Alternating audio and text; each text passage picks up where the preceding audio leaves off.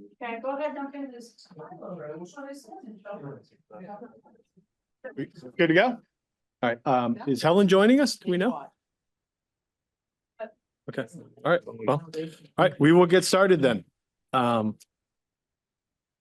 Instructions on exiting the building in the event of an emergency. Are you guys done there? I'm sorry, yes. Yeah, all right. Instructions on exiting the building in the event of an emergency. You go out the door, hang a right, hang a left. Agenda additions, deletions, or changes in the order of agenda items. All right, hearing none, we will move on to item 3. Open to the public for items not related to the agenda. We have no one in the audience. Is anyone online? Yeah, there are people online. I think you have Michelle Corpus. Hi, I'm here. I have nothing to add right now. Thanks. Okay. Announcements and staff report. Any commissioner announcements? Staff?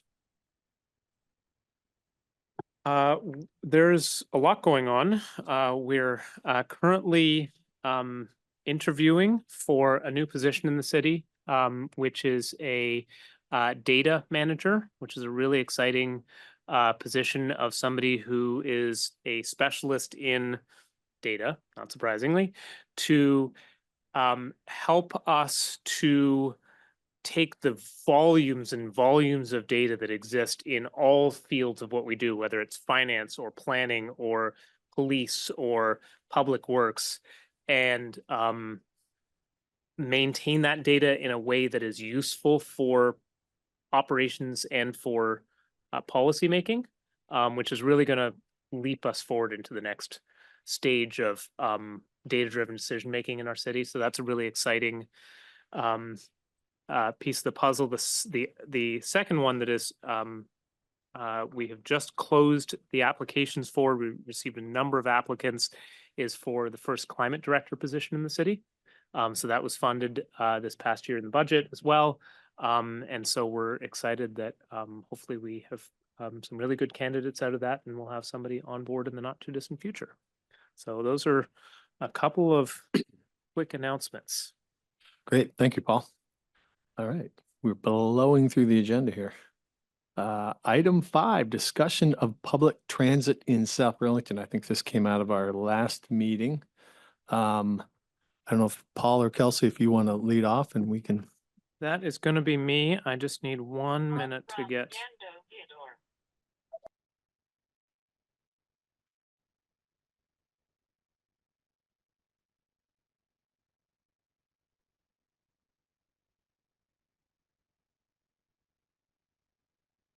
Okay.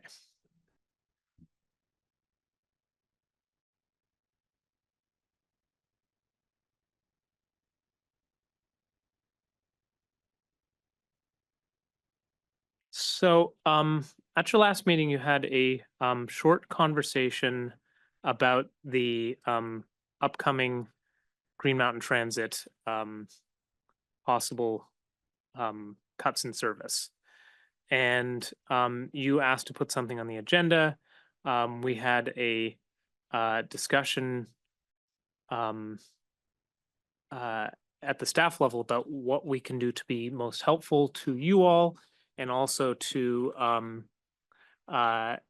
ultimately to support this subject area as the city weighs in on Green Mountain Transit.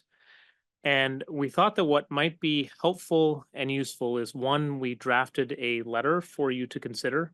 That is entirely up to you if you want to approve it, if you want to change it, if you want to take no action on it, that's entirely up to you. So that's in your packet. Related to that, we thought that we would do a short version of a run through of some analysis that we've done this summer in cooperation between ourselves, Green Mountain Transit, our neighboring communities of Shelburne and Williston, and the school district, to look at how have our land use patterns been shifting such that we might be able to envision not just either how do we limit the cuts in transit, or how do we, shore up the funding for transit, but how do we envision transit differently to meet the changing needs of our community? So we thought that we would walk you through a little bit of that analysis, and at the end of it, not for action tonight, but to leave you with a few questions related to our land development regulations and how transit and our land development regulations kind of connect to one another, and if there are major changes in routing, what kinds of questions that may bring up for you all. Does that sound like a good summary? Okay, just give me 1 second to get the correct layers up here.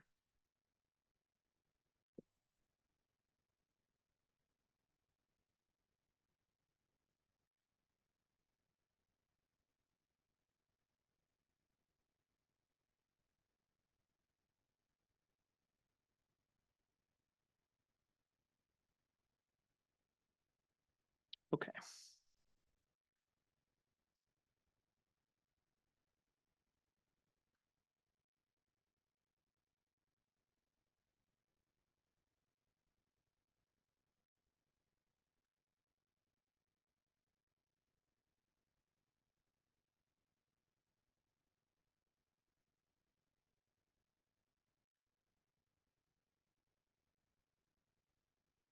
Good. Okay. Zoom decided to change everything on us recently, and so we are rediscovering it / mad at it. So I'm just going to walk you through briefly this analysis that we did. As we said, we did this in partnership with Green Mountain Transit to be looking at, what possibilities exist in the city. And so we hired the company VHB to, unconstrained by the current fiscal cliff that they have, envision what does transit potentially look like. So the first thing I'm going to show here are the city's existing routes. So what you see here are the light blue is the Shelburne Road route, which starts in Burlington and goes down to Shelburne. The red here is the one, which goes along Williston Road. It makes a loop at the U Mall and then goes out to Williston. And the purple here, which has a funny shadow to it, is the 11 / College Street shuttle. So in Burlington, it starts as the College Street shuttle. It goes up to the Hill institutions up here. It goes down Dorset Street, makes a big loop out by the airport, back down Heinsberg Road, back along Kennedy, up Dorset, and then back. So that's our existing routing.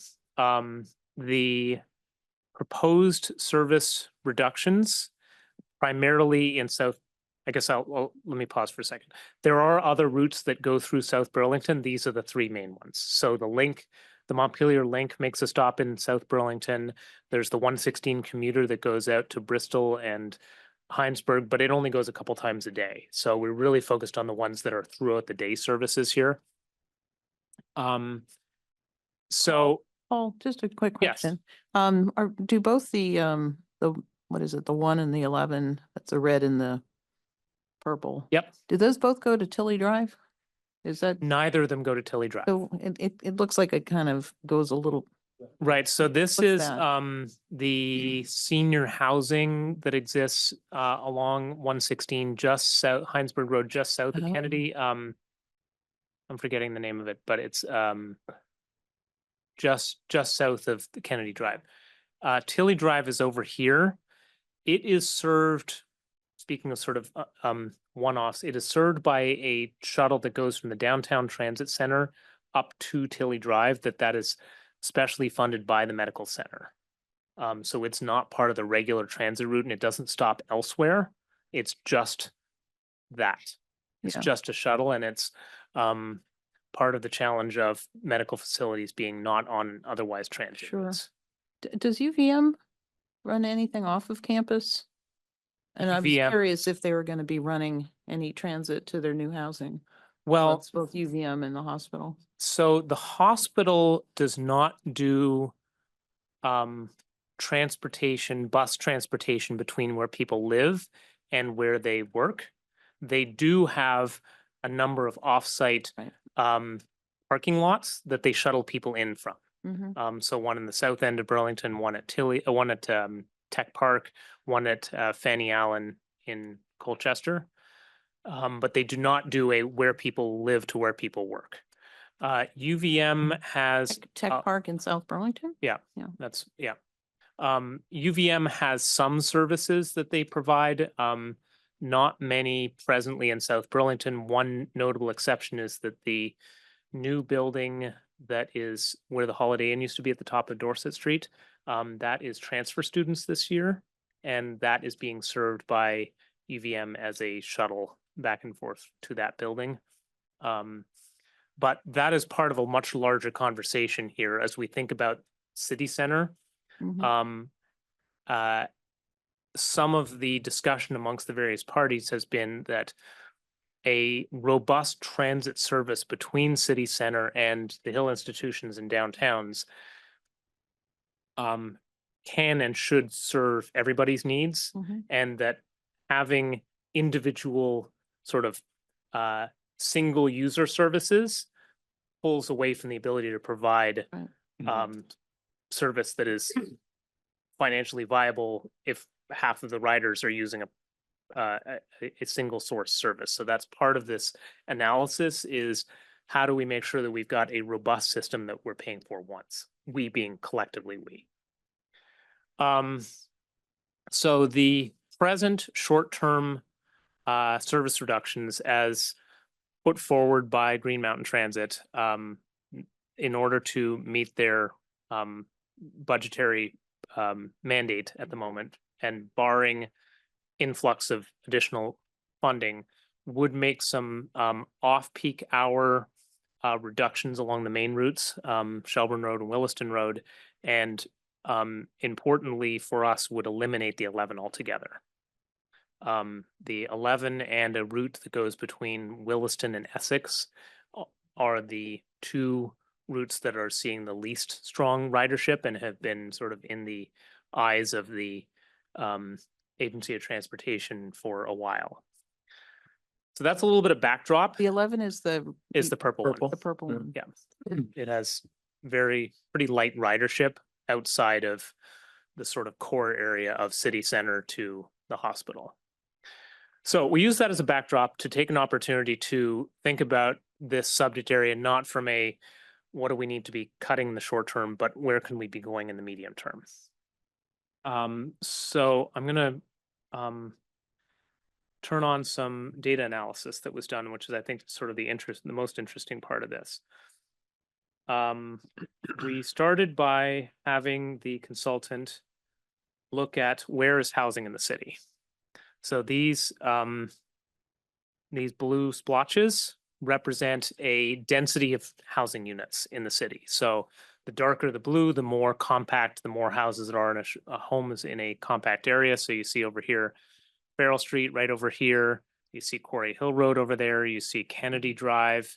And then this data is as of the end of 2023. So you start to see city center, though, if this data were being done 9 months later, you'd see that be even bigger now because of who's moving in here. We added to that, where do we anticipate seeing housing in the coming, in the coming 5 years or so. So this is staff's best guess based on what we know in the market, what our regulations say, annual best guesses, and we drew them. I'll zoom in a little bit. We drew some big boxes. So Those this- are houses, not population, right? houses, right? Because I was, Or housing units, I guess. Housing units, yeah. Yeah. Homes would be the word. Yes. Whether it's an apartment, a single family home, whatever it might be, it's one dwelling for one household. So the little boxes here are the sort of roughly the perimeters of what this area would be. So the 350 represents a lot of what's already been approved in the O'Brien neighborhood area. The 930 is our rough guess for what we would see in city center. A big chunk of that has already opened and or is under construction right now. And it makes some assumptions about what we might see in the next 5 years or so. That's a big change, obviously. That's a lot of homes. Down along the Shelburne Road corridor, using our sort of best guesses, we guessed about 140 more homes being in the next 5 or 6 years. A lot of that being around the Larkin Terrace area where they've just recently gotten a master plan, where Bliss Bee and those businesses are. And then we took our best guess of the southeast quadrant and we put about 200. That is essentially the homes that have been approved over the years, but not yet built. So that's parts of Cider Mill 2, the remainder at the golf course, Spear Meadows, places like that. It's not really anticipating very much that we don't already know. So this helps the transit service to start to think about, where can they anticipate future concentrations? For them, obviously, 930 in city center is the big number for them to be aware of. We also looked at where's their affordable housing.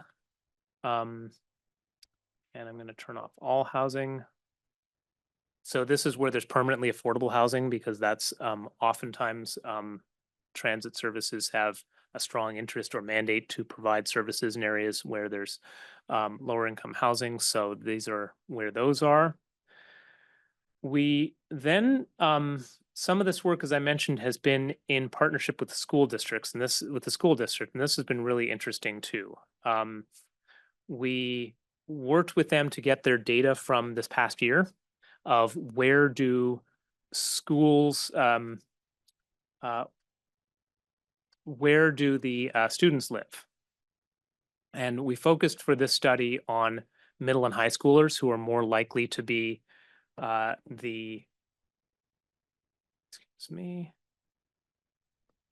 likely to be the potential bus riders. So where could we be providing services, knowing that the schools have had some rolling challenges, no pun intended, with providing school bus service? How could the fixed route transit service supplement that, provide some additional opportunities? And so again, similar to the last map, the in this case, the darker the yellow, or sorry, the yellow represents more concentration of middle and high school students living. The green represents some concentration, and then lower, where there's no splotches is fewer.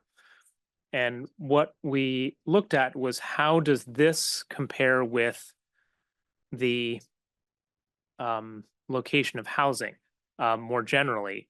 And what we see is that there are some areas where there's a lot of concentration of overlap, like Farrell Street seems to be a place of a lot of homes and a lot of students.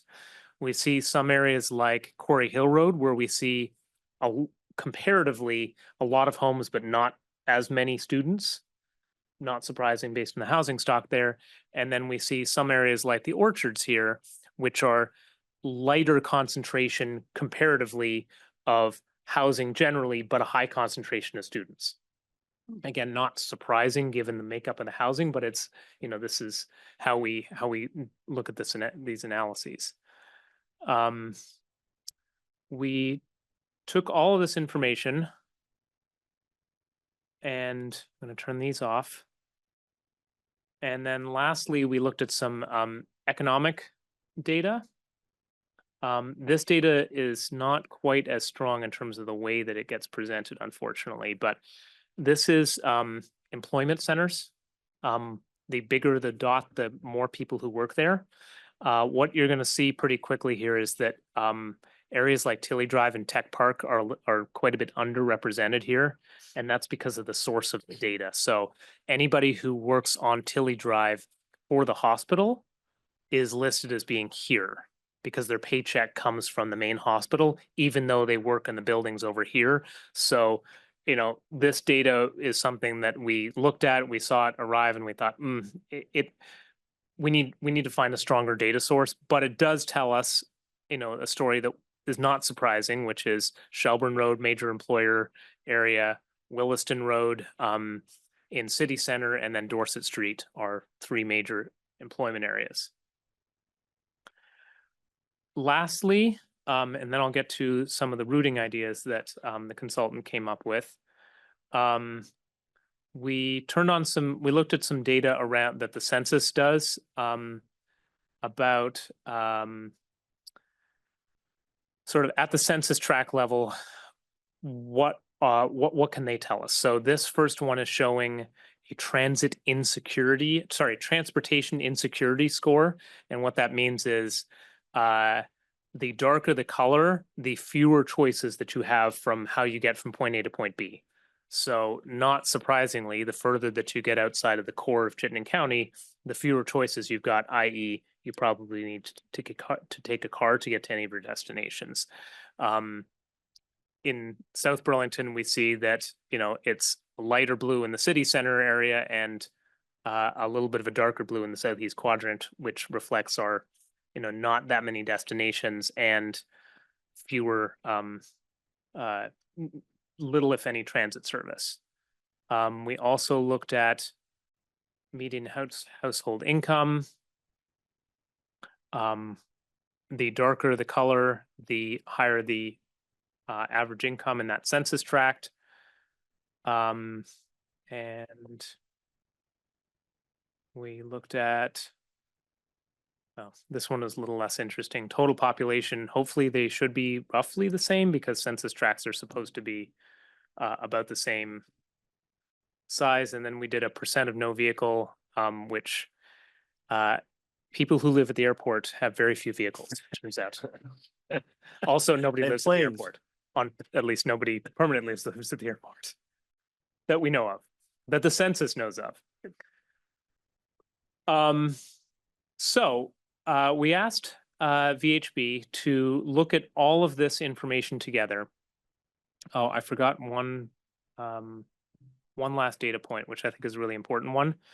These are a whole bunch of different kinds of destinations. So we talked a lot about origins of where or workplaces, but what we see here are all these different little symbols mean a different kind of destination.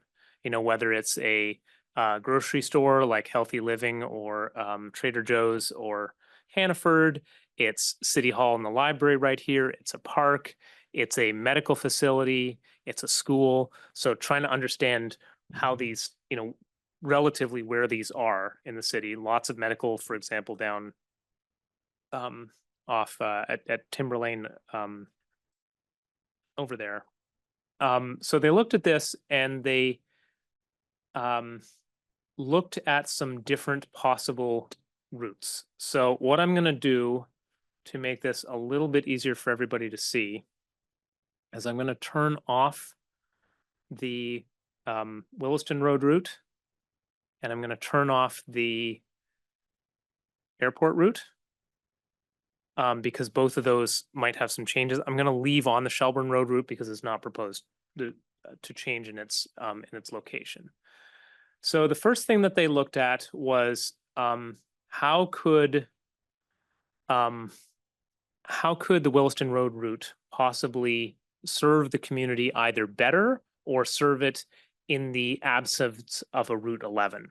So imagine it continuing going into Burlington and continuing going to Williston. It doesn't just stop at the boundaries. This was the scope of our study. So two suggestions that they had for us to look at was one, rather than serving this section of Williston Road right here, where Al's French Fries and McDonald's and Moe's are, to take this opportunity to turn down Heinsberg Road, come along Market Street, serve this whole area that is now employment and housing, and then continue on its way. This is sort of an ad alternate here, so it could either go as it goes into the U-Mall right now, or you could imagine a scenario where it has a stop right in front of the Anchorage and then turns right onto Dorset Street, which has pros and cons to it. It's less immediate direct service into the U-Mall, but it saves 7 minutes for everybody on that route. So it's these are some of the things that that the Green Mountain Transit would get public feedback on and decide what makes for better service overall. With the loss of the 11, there is no service to the airport. So one option in here to consider would be that the Williston Road route makes a stop up there, or sometimes makes a stop up there. It doesn't necessarily, not necessarily every version of every bus needs to do every route. So that was the first thing that they looked at. The second thing that they looked at, based on both the analysis of where housing has been going in and the employment, and also our own city plan, is what could it look like to serve nope, wrong one, sorry. This one. To serve the Shelburne Road to city center and beyond area, which is a service that is not provided right now. So if you live or work on Shelburne Road and you want to come over to city center, the only way to do it by transit is to go all the way into the downtown transit center in Burlington and then all the way back out, which is a very long routing. So one of the things that they explored was what could service look like that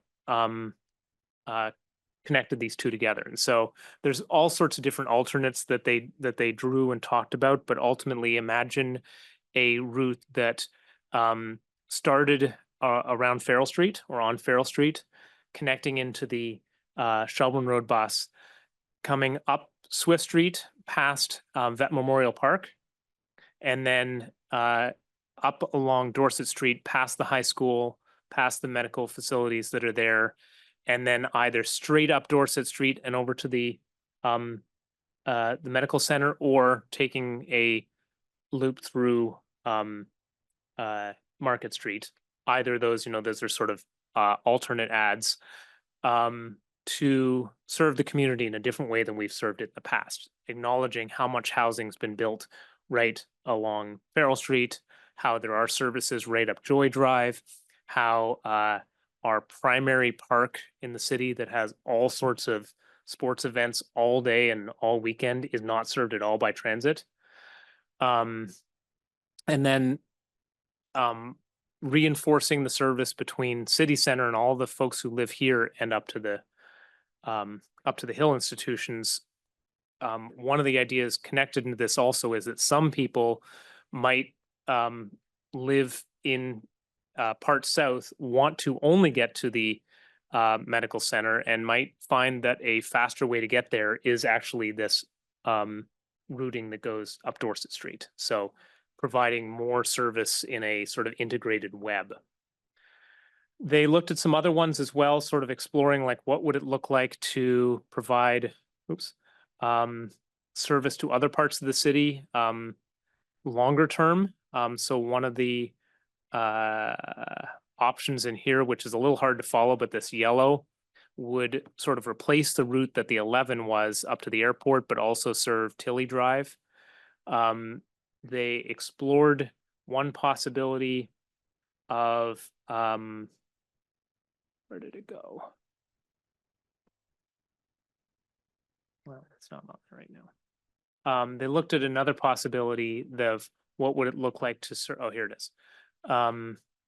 Serve for the community Allen Road and Spear Street, in terms of collecting people who live over on Allen Road and bringing them service. And then they took all of this data, put it in a giant Excel spreadsheet, and then compared each of these routes to how close they are, or how many people and or destinations they serve within a quarter mile, which is a standard walking distance to transit. And that's the analysis that they did. They did not do any review of frequency of service. And we know, and I'm sure Colin could speak to this more eloquently than I can, but frequency of service is a huge determinant in this. I think one of the things that's an interesting thing for us that I noted out of the data was that on paper, the 11 that serves Kennedy Drive and the airport should be on paper one of our highest performing routes, because it actually goes by the most number of people and homes, but in fact is one of our lowest functioning routes. And so there are more questions to be looked at there. Is it the physical landscape of Kennedy Drive only has, a couple of roads that come up to it to serve all those townhomes in behind? Is it that the destinations aren't where people want to be going? Is it that the folks who live there, work somewhere where they wouldn't want to be using transit, or it's not competitive? Is it that the frequency of service is not strong enough to where it's competitive for them? But there's questions still in there. That's my backdrop. The only other thing I wanted to talk about with you for a moment is in your zoning, you have what you call the transit overlay district. And what the transit overlay district functionally does, it covers the Shelburne Road corridor, Dorset Street, City Center, Williston Road, Kennedy Drive, and Tech Park and Tilly Drive. And its legal function is that certain uses, specifically social services, medical office, congregate care housing, and one other one, are only allowed to exist within the transit overlay district. And this was somewhat of a response by the Planning Commission about a decade ago to some medical offices starting to be built in places like south of the interstate on 116, where there was no plan to provide any transit. Meanwhile, there's medical offices being put there, which creates this a little bit of a repeat of the Tilly Drive problem, which is once the medical officers are there, naturally people want service, and transit is a very expensive service to provide. So the Planning Commission, working with Green Mountain Transit, felt that it would be really good to make sure that uses that specifically connect to transit ridership should be in places where the city has planned transit service. The question that's going to come to you all is, there is a reasonable likelihood that the 11 will be going away, the 11 being the Kennedy Drive route. And if that is the case, then you will have a planning, you'll have a question in front of you, which is, what do you want to do with where you have designated as being the transit served area and therefore allowed things like medical offices? So that's not a decision for tonight, but it is something for you to begin to chew on about what do you want to do about future medical offices. Anything that's there today will continue to be allowed to be there, but this is where these things come together. So that's my quick overview. I thought that it would be helpful to give you some context of some of the work that we've been doing, knowing what is in our city plan, knowing what is in our climate action plan, as to how we're working together for looking past this immediate fiscal cliff. And maybe that would help you with the next part of your conversation about whether you want to provide a letter and what other discussions you'd like to have. So that's the end of my presentation. Thank you, Paul. I do have a question. Yeah, go ahead.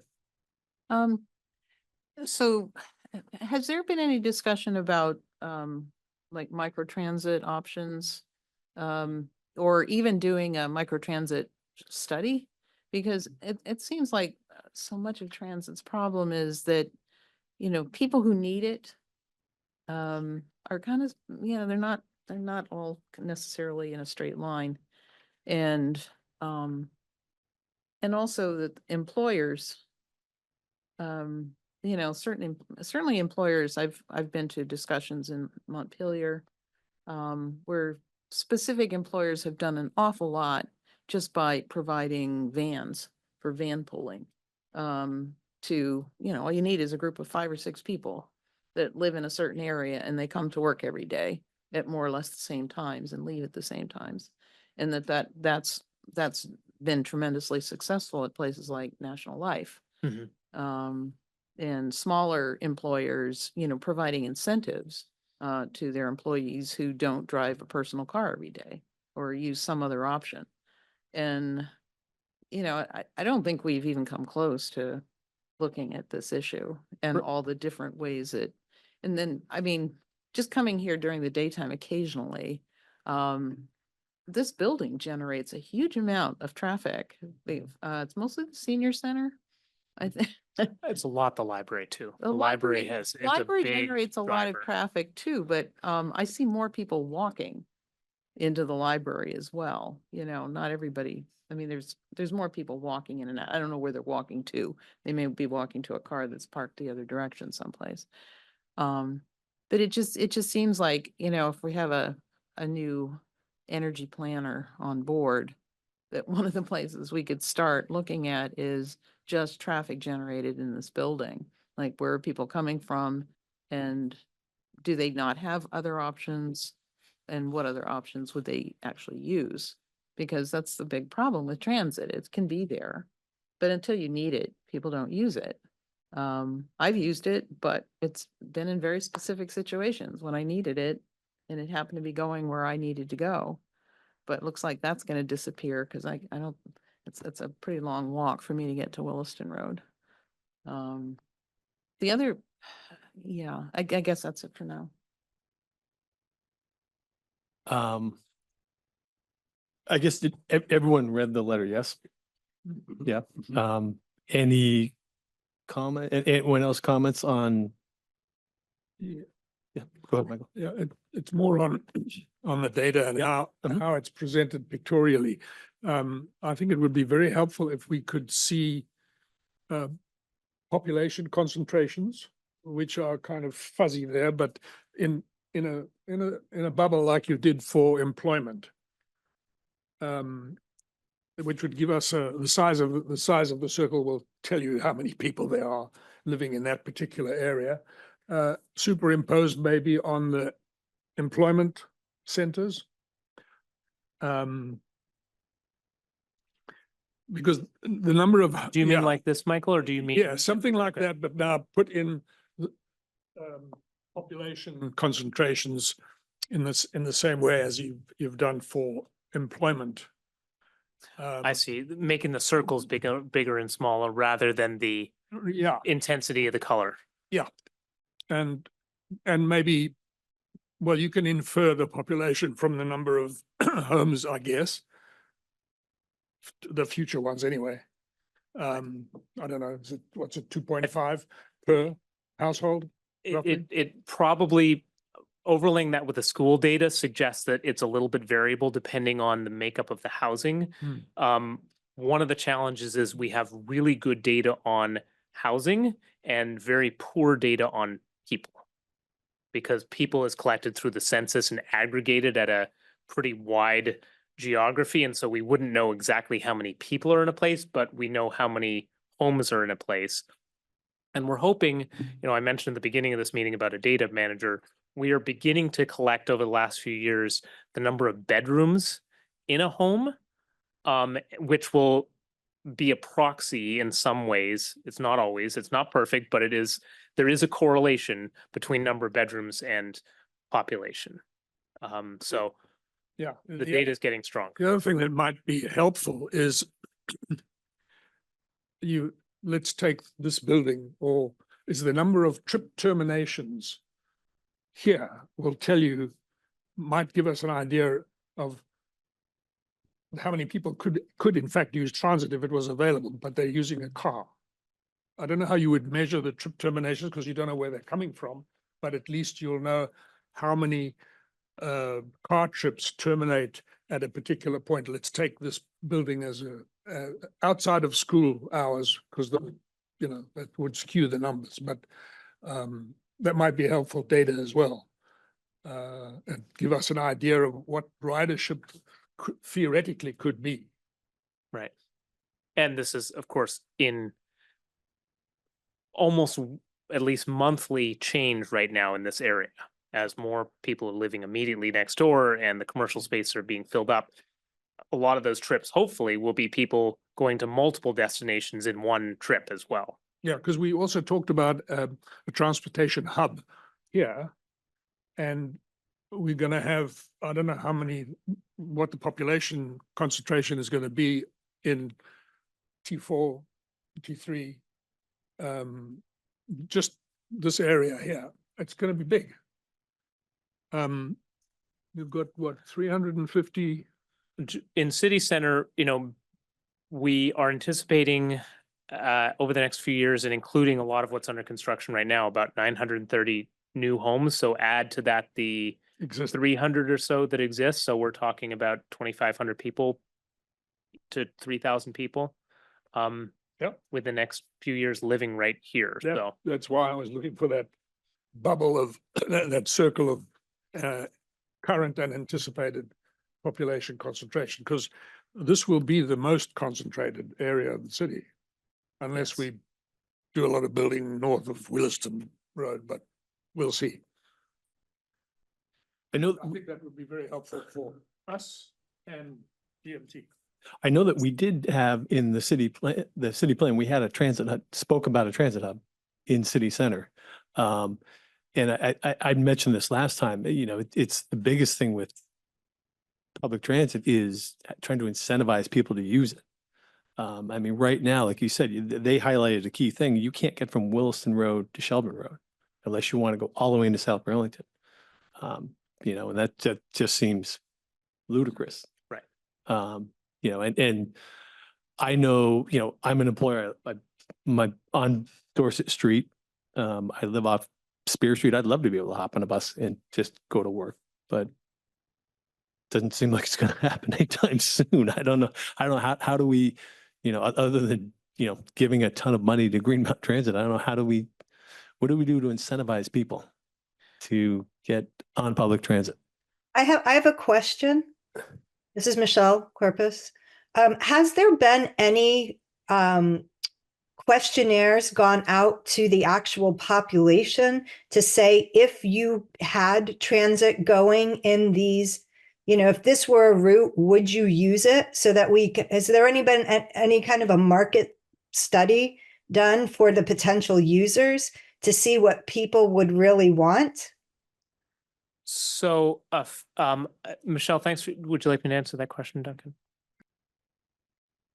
Go ahead. I do not So know. Michelle, a few years ago, the Green Mountain Transit did a major study of Chittenden County, and they did do a lot of outreach about where people would like to see service.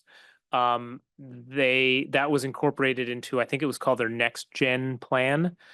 That's a few years old and it predates the pandemic, and a lot of things changed in the pandemic. So I'd say that's a little out of date, especially for the world of transit, and the way people commute or don't commute to work.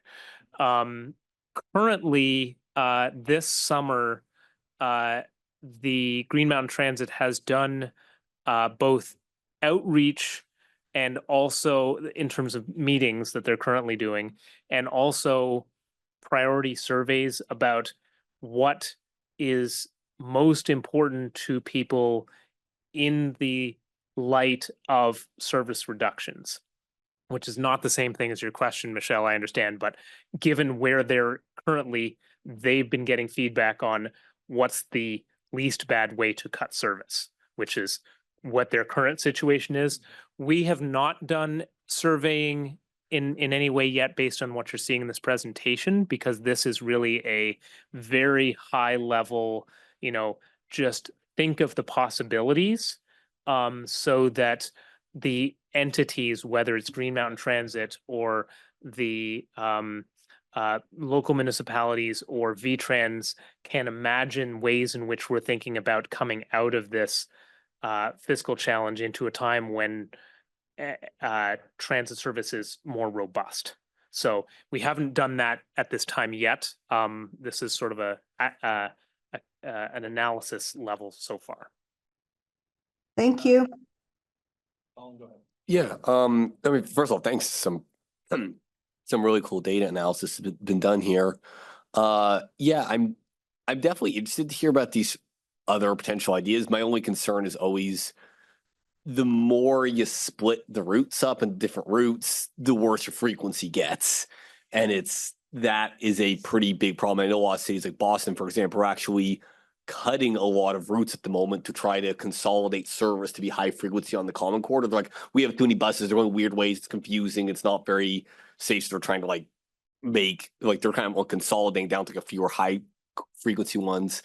Not to say those can't be done, but I guess it's I mean, I think, it's hard to do an exact date. You say the 11 is low service, it only runs every 45 minutes, even in peak times. Whereas the 1 and the 6, the Shell and the Williston, they run every 20 minutes, which is not bad every 20 minutes. Whereas every 45 minutes, you kind of have to plan around that in the way you kind of dealt with the other ones.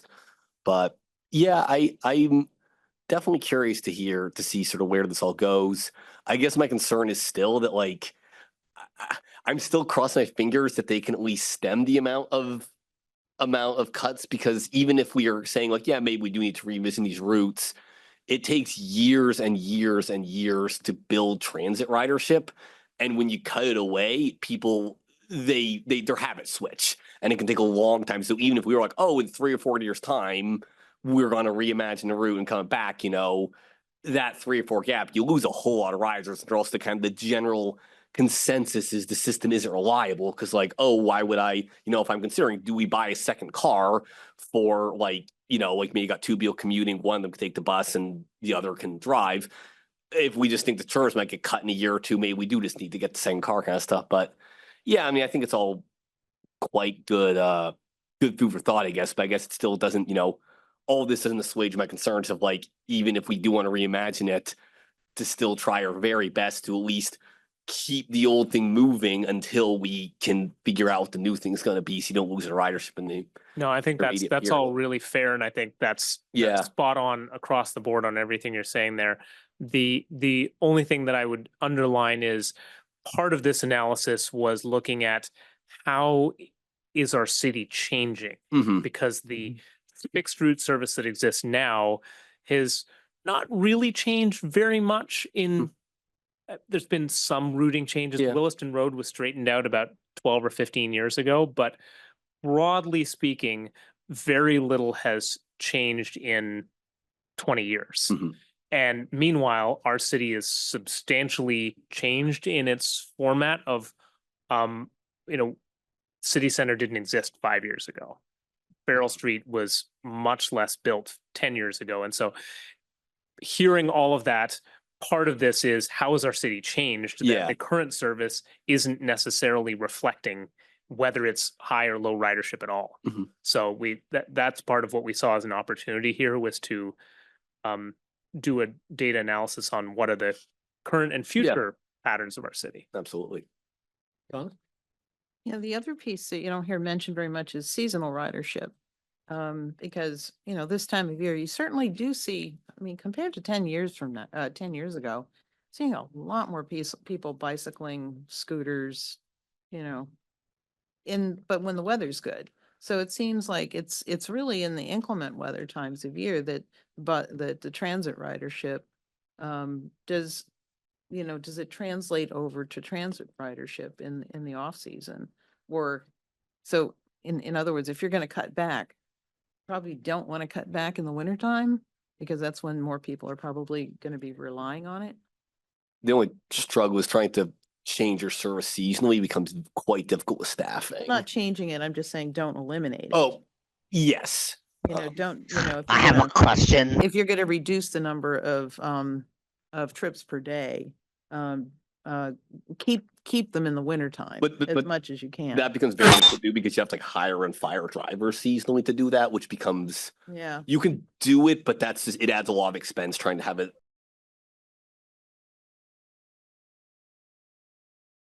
Bravo, Well, that was different. bravo, Paul. Yeah.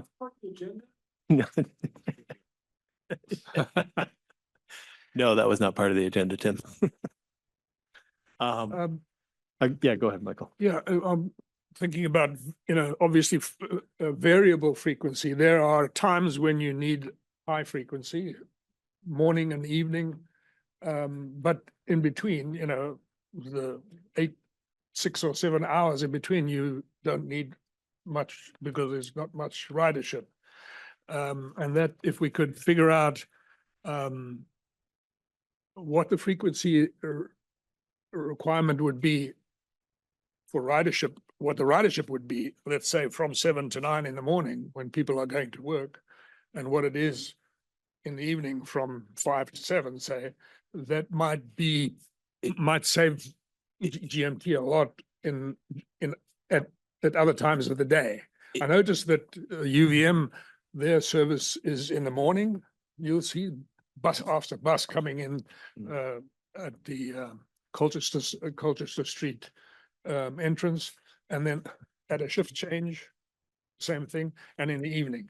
Because I've been there to watch it, having to pick up somebody who works there. It's So what it's, they do that on most of the routes already. They have like highs in the mornings and evenings. It drops down a bit midday, and then it drops heavily in the evenings and on Sundays especially. So they are taking that into account at the moment. Right. Well, maybe they need to work a little harder on. Maybe we could save Route 11 that way. Yeah, Route 11 is one of the exceptions, or it runs basically the same frequency every day except basically Sunday and late evenings because it's already so low essentially that they don't want to drop it too much lower. Yeah. But it's like but on the Shelburne and Wilson Road corridors, they do drop off periods, as you said. I mean, you're right. It's a good idea, and they do implement that as best as they can. So I had a question, the woman who raised the comment about a market study. Is that something that would happen through Green Mountain Transit? Is it something that the city of South Burlington would try to do on our own to determine like, okay, at Spear Street, is there enough interest to even bother? I think that that's a question that we would do very closely with Green Mountain Transit to talk about doing that. They are working on investing in their capacity to do this kind of work. So for the first time in a long time, they're actually hiring an additional transit planner because they recognize that in order to really have good service, they need to be doing this kind of work. So I think over the coming period of time, and I can't give a timeline on it, but I think once they have dealt with the immediate, we'll be working with them to do that kind of work. So before we go too far, I just wanted to just make a note that Councillor Scanlon, who is on the Zoom, is also the city's representative to Green Mountain Transit. So Mike, if there's anything that I misstated in there, please feel free to correct me.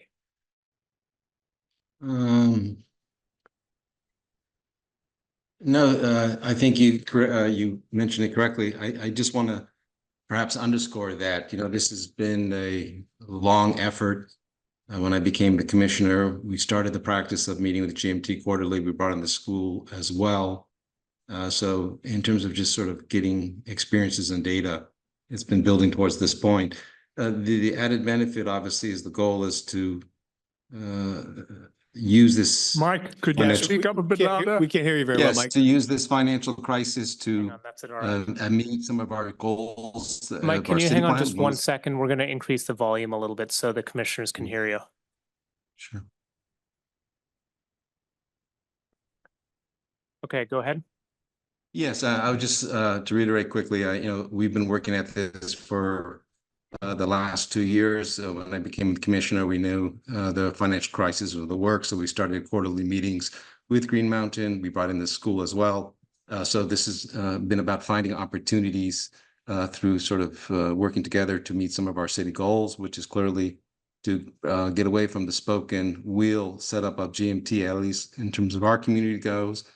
As it says, it will create the possibility for people to cross our city. It will bring in consumers to our city center and our shopping areas.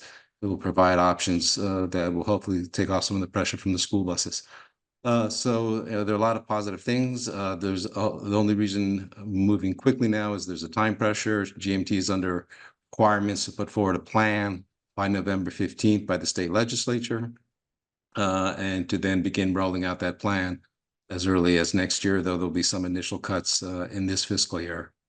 So that's the only other proviso I'd really underscore is that there's a window of an opportunity. And so we have to work within this window of opportunity because once the decisions are made, it will be hard to sort of adjust. At the moment, we are the only community that is looking at reimagining, although we've been in discussions with Shelburne and Wilson, who see a net benefit to what we are saying.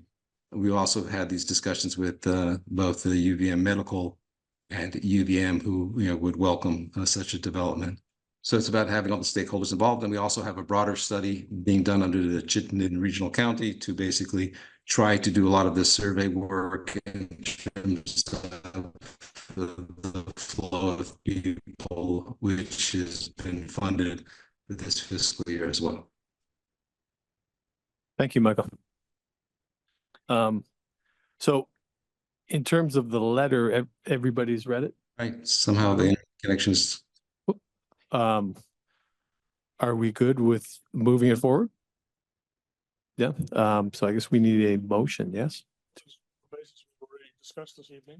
Yeah, I mean, maybe I definitely like the message. I mean, I guess I would be curious considering, I mean, Michael, you know, thanks for showing up for this meeting. Do you see this as being potential, like we're presenting it to the GMT board? Do you see this, like, I guess I'm perhaps looking for more context, like what are we sort of hoping to achieve with this letter here? Or rather do we think this will be useful as written? I like how it's written. I don't have any issues with any of the language. I guess I'm more trying to understand like what the kind of the goal with the letter draft is. Or maybe it's a better question for Paul. Let me start and then I'll let Michael fill in. Right. Well, if you want to start, Michael, go ahead.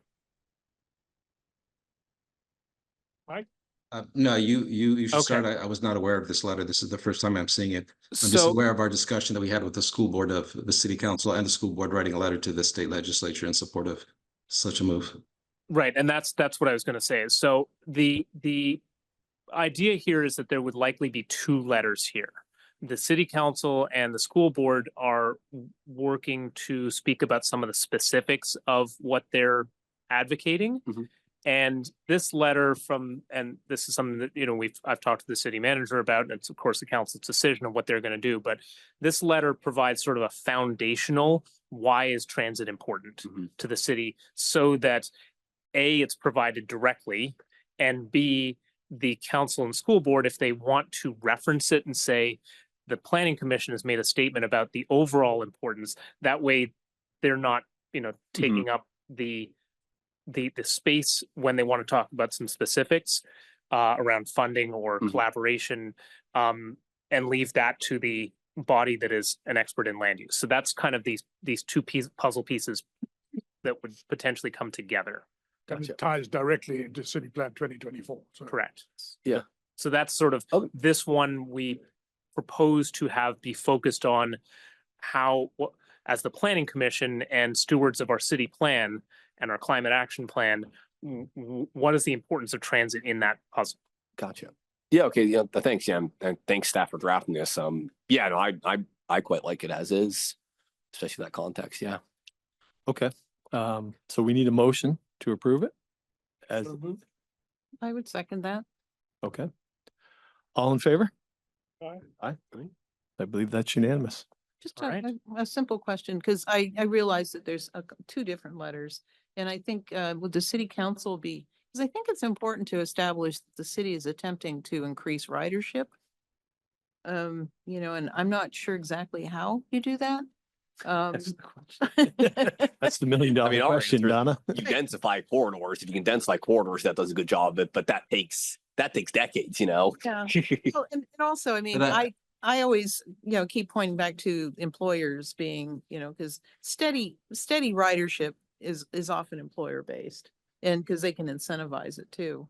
And, you know, is there some way to, you know, to reach out? I think Green Mountain Transit certainly has membership of different companies and things like that. And I assume that they work with those businesses to try to increase ridership, but it seems like those businesses that really do incentivize transit ridership are the ones that have success with this. And people who provide free parking is probably the enemy of transit, you know, particularly for people who don't have irregular hours. You know, because I know that some people, they go to work, they're not there all day. They need the flexibility to meet with clients or to go different places during the day. But anybody who's going to be leaving a car at work all day long certainly is somebody who should be focused on transit ridership. Don't we have some of that in the traffic? Was it the travel demand management in the new draft of the regulations? Like you get points for enrolling in like plans that Was one of the mitigation strategies. yeah, one of the mitigation Yes, strategies. yes. So I believe, is that correct? True. Yeah. Correct. Yeah. Yes. Right. Yeah. That's a good point, Donna. That's Yeah. based on the building, not the owner. Yeah. Right, so it's taking a step in that direction. It's not all the way there, Right. but it's taking a step in that direction. Mhm. Just as the city having eliminated parking minimums a few years ago is not a requirement that there not be parking, but it is a step in that direction by not requiring parking to exist. Mhm. And especially not more parking than they feel that they need. I think. Yeah, Michael, did you have something else you wanted to add? Yes, I just want to comment on Donna. Donna, you're right. I'll be meeting as a commissioner, not as a city council, with the South Burlington Business Association on the 1st of October. It's the first issue on their agenda. To make your point, as you're correct, some companies do have arrangements where they pay for their a bus pass, basically for their staff who want to use it. And obviously, that's an area that GMT will be looking to expand. And again, I think you made a good point that indication that the goal here is to increase ridership from the GMT because that's critical. This is a win-win, and this is what came out of our three-way discussions, if it has more efficient ridership and the right numbers, there are things called stick factors. And the more stick factors you basically match up with, the more federal funds that you have access to. So that was a good point that you raised about emphasizing that the goal is to increase ridership, which is also in keeping with our city plan objectives. Okay. No? Okay. All right. I think we are good on item 5. Item 6. Our work plan, fiscal year 25. Everyone perused the chart? It is a very nice chart. Kelsey did a great job.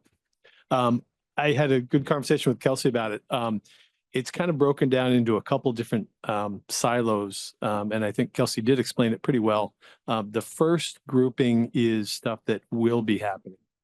This is stuff that has, I believe, stuff we've been working on, has been tasked to us by the city council. But this first block will take up the majority of our time. So that is stuff that will happen.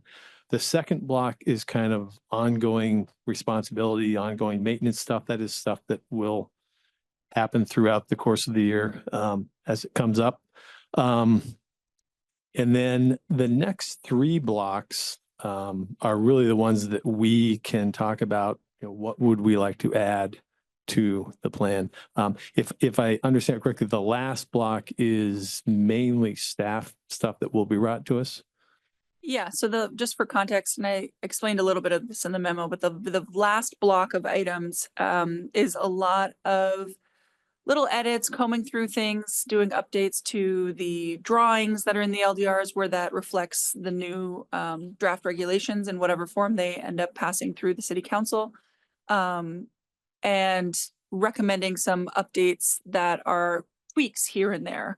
The only one in that system that is maybe a little bit more than that would probably be the evaluation of subdivision standards. But I would say that is what I mean by that is a fairly technical review with Erica Quallen over in DPW, who has a background in traffic engineering and roadway design. So some of the things where we have, 200 feet from an intersection or a T intersection can be this many degrees, or all those sorts of technical things were not touched in the subdivision section. Wording was streamlined, but the actual requirements were not edited in this past round.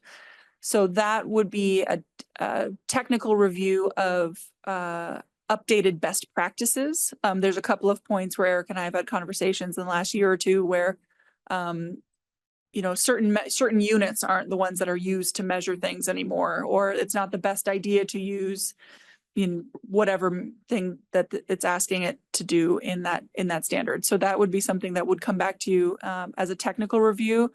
There might be a little bit of policy in there that would be a little more staff time or commission time, but otherwise the last list is primarily staff time with planning commission approval. Mm-hmm. The only slight tweak I might have to that is the TDM in transit Mhm. if there are transit service changes, there will be some policy discussion Yeah. about what you want to do, as we just talked Mhm. about. Yeah, so related to the previous agenda item, if there are changes to the 11 or something else, it would change our transit or our, is it transit overlays? But it doesn't automatically change. It doesn't That's- automatically, but it would, We would have to take consider what action. to it would spur changes about what the Mhm. planning commission wants to do about that. So yeah, that's what that last category is. And then the three kind of in the middle are the ones where the big question marks are. So things in the last category would be great to have, you know, the thumbs up from the commission for us to spend staff time as we have time to kind of do those things as we can and bring them back to the commission as we are able. But in the middle, those three categories that are labeled follow up on latest LDR amendment, regulatory topics, and non-regulatory projects. Those are the ones where you will not have time in the fiscal year to do all of those things. And we need to know from you what would be your highest priority amongst those And- items. You and I talked about this a little bit, and Yeah. I'm gonna channel Art Klugo here for those folks who remember Art. We need to be realistic. How many can we realistically choose and not? It depends a lot on which ones. Yeah. So some of them are bigger projects than others. I would say the heights question is a pretty big one, but it's also very important. It's something where our current Appendix C dimensional table doesn't work very well. You can bumble through it really, but right now that is something that does need to be re-examined pretty intensely. The medium scale neighborhood uses and scale of uses is a pretty big conversation as well, because that also includes so it's the MSN neighborhood district as proposed, but also things that are proposed in the C1 or the C1 LR, the C2, some of those other pieces of primarily the Shelburne Road corridor, but also a few bits of the Williston Road corridor that we left separate from the HSMU district, that consolidated district, because it has there were different uses allowed. So that's got a lot of, there's a lot of potential discussion in that item for that sort of medium scale residential through medium scale mixed use Mhm. types of places and uses. That's also related to the one in that next category, light manufacturing definition. Because the definition of light manufacturing is a kind of a catch-all at the moment, and needs to be updated to, you know, be able to have the other conversation about what's allowed here, and at what scales. Before we go too far into that, can you just speak for a couple of minutes on highlights of the big bulk of the work that is coming from the council end? Because I think that will help inform how much time is available. Yeah, I mean, 'Cause Duncan 'cause I- mentioned that there wasn't, Okay. most of the work will be that first category of things that are I in the just don't city want to council. lose sight that there are some big projects in there. Yep. Form-based code being a big project. Mhm. The official map has been lightly updated, but Yep. you know, has largely not been updated since the mid-2000s. So Yep. that is a big project of evaluating how that gets updated in concert with the active transportation plan and all that kind of thing. So I just wanted Yep. to make sure that we spent a minute on the big ones. Yep, and then there's the other big one that the planning commission will have a pretty primary role on is the commercial industrial areas. What kinds of supporting uses should be allowed in those areas? What kind of housing may or may not be allowed in those areas? Should there be changes in where the districts are? As an example, currently Tech Park and all the strip of businesses along Williston Road that are generally smaller in scale are the same district, but they are a different district from Meadowlands. And Meadowlands and Tech Park, if you glanced at it, they look more similar to each other than that strip along Williston Road.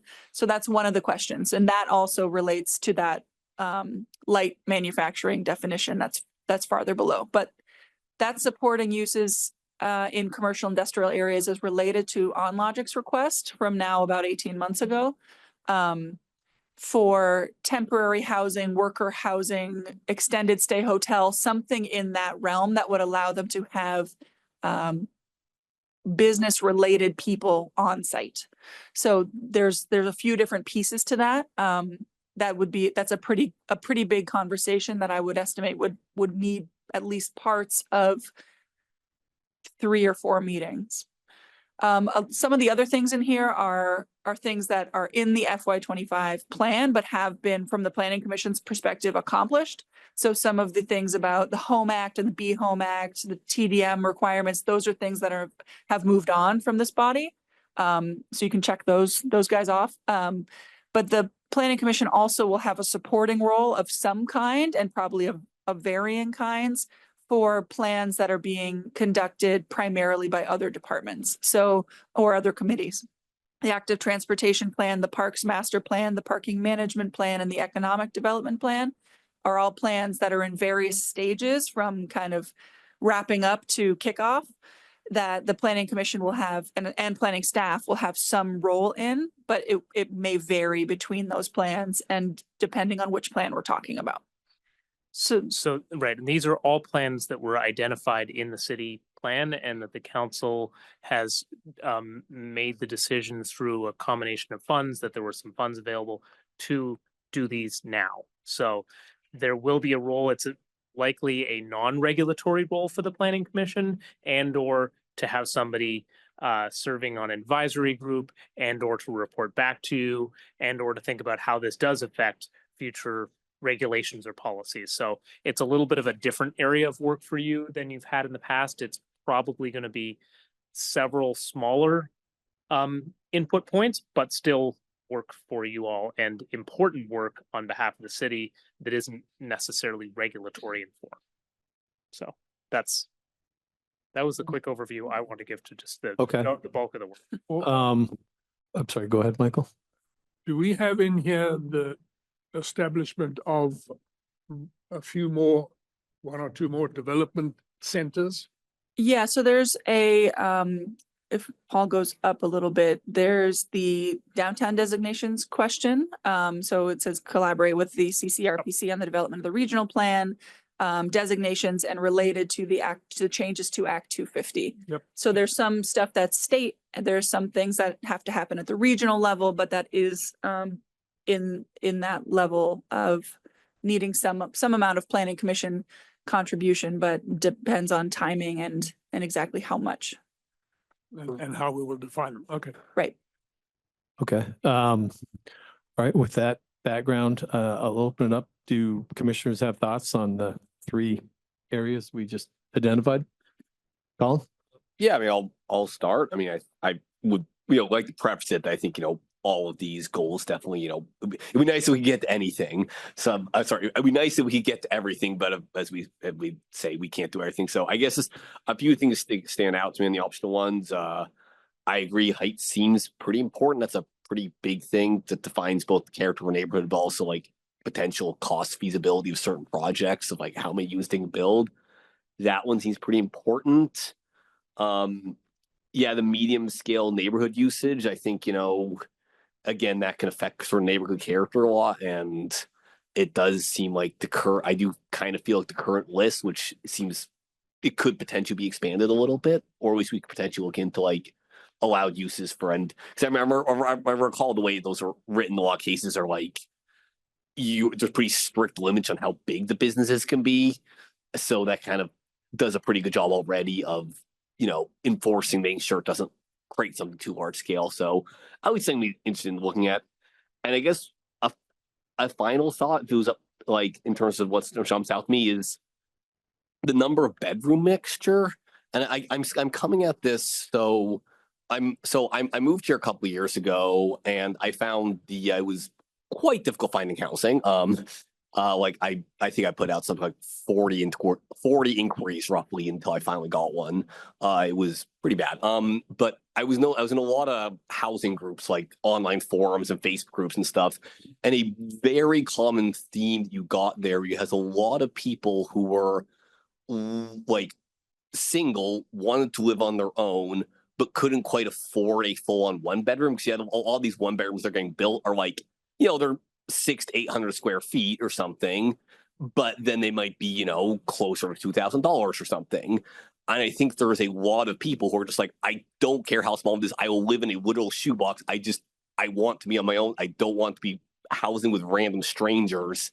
I just want a micro apartment that's as tiny and cheap as possible. And I have friends that live in those apartments and they love it because they just do not want to live with roommates. So like, I think when you think of, oh, living with roommates, thing you do have to do in your like, saying you're doing college, like a lot of people in their 30s are still in that situation where they're having a hard time affording a large 1-bedroom flat when they really just want just a simple place that they can just call their own that's just naturally affordable just based on size. And I don't think that's just anecdotal. Like I am aware that like in the US, the average household size is shrinking. Like a lot of people, there are more people that are staying single for longer and want these smaller things. And this is just one example, but like I do think that I would be curious. At least my impression certainly is there seems to be a bit of a dearth of options for people that want to live in very kind of small, compact units.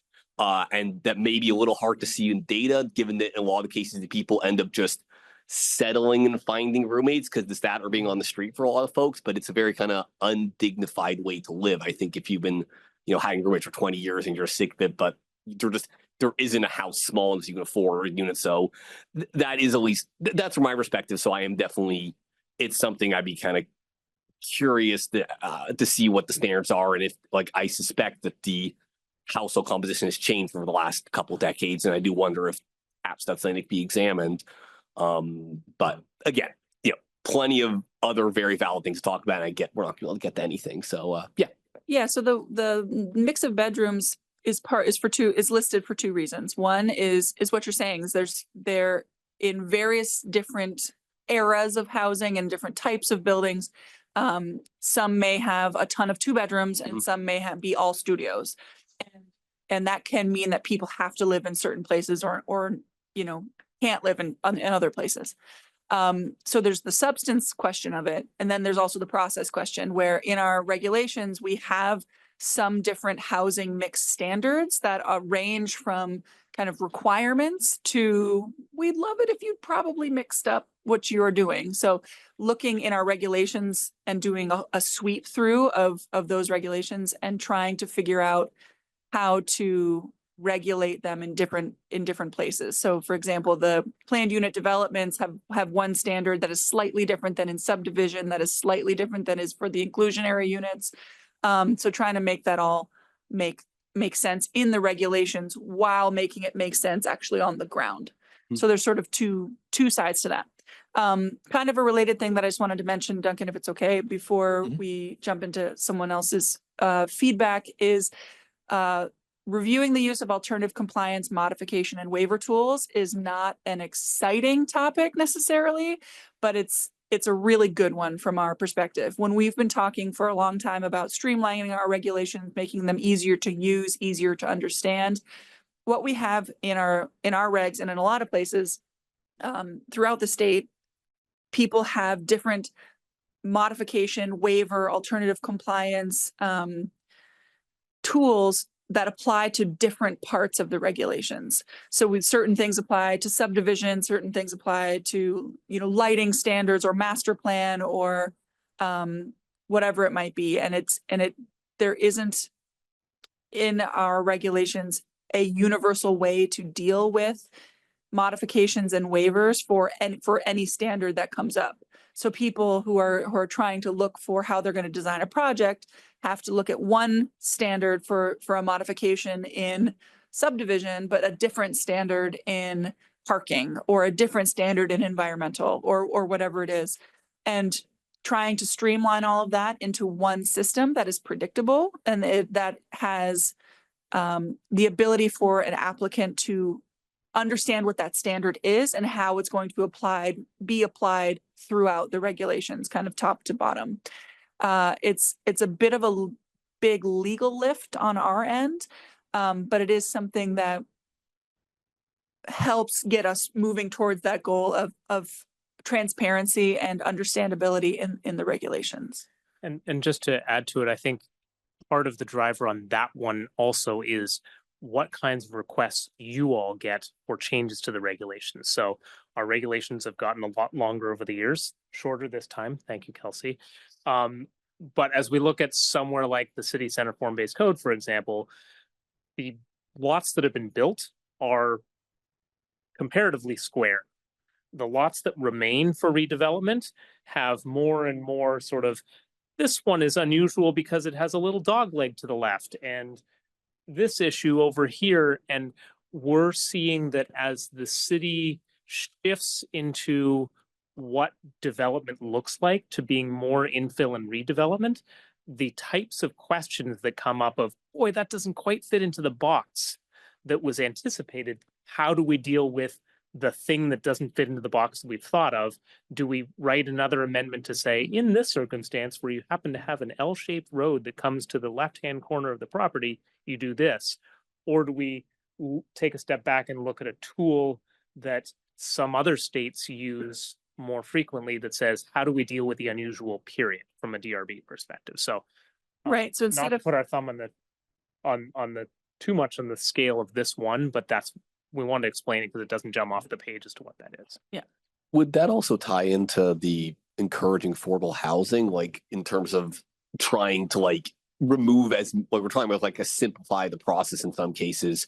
I mean, it seems to me that I think it potentially the two can kind of come in hand in hand of like trying to look perhaps even at even more ways to simplify things for affordable housing to like really try to get it out of their way as much as possible. I think it definitely is a piece of the puzzle, and I think anything that we can do for transparency purposes in the regulations make very small projects more approachable and more affordable. So the long-term goal is, as you make the regulations more streamlined, more understandable, you end up with someone who wants to build a single fourplex being able to afford to do that because it's not going to cost them $500,000 in engineering and permitting fees and everything else. So everything that we can do to move towards that, I think, is a step in that direction. And this is one piece of that puzzle. If people know, like, here are the standards, here's what the city wants, I have a really good project that's slightly different, and here's the standard that I need, here's the process I need to go through to request my modification, then that's how I do it. And it's really clear that that's how you do it for anything that you're trying to ask for a modification for. Instead of, like Paul said, having a standard that has an exception, and then there's an exception to the exception, and then in certain circumstances, it's this other thing, and things get really sort of webby really quickly.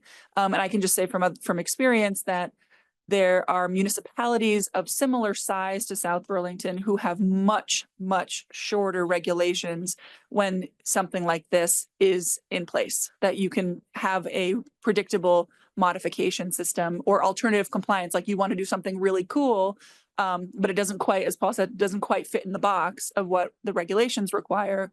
How do you get that approved, and how do you move that down the line? There is some legal work, as I said, to be done with city attorneys about what can be done in Vermont along these lines, but it's something that is not exceptionally interesting sounding, but I think moves a lot of our goals forward. Kelsey, would you like send us an example of something like that so we can get a better sense of what it looks like? Of the tool? Compliance, yeah, the alternate compliance tools. Yeah. I mean, it sounds like a I mean, great that would be idea, part of the just project, right? I mean, is kind of like trying to figure out what this looks like. Yeah, so that would be part of the project. The funny thing about this discussion today is that we're discussing what we would like to discuss in the future.